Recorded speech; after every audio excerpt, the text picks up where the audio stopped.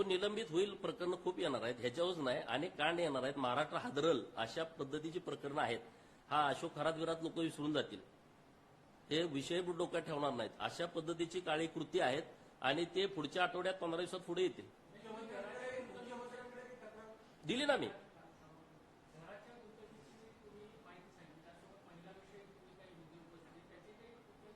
महिलांच्या विषयी अनेक पुरावे आहेत. काही मुली मला भेटून गेलेल्या आहेत, परंतु त्या इतक्या घाबरतेत.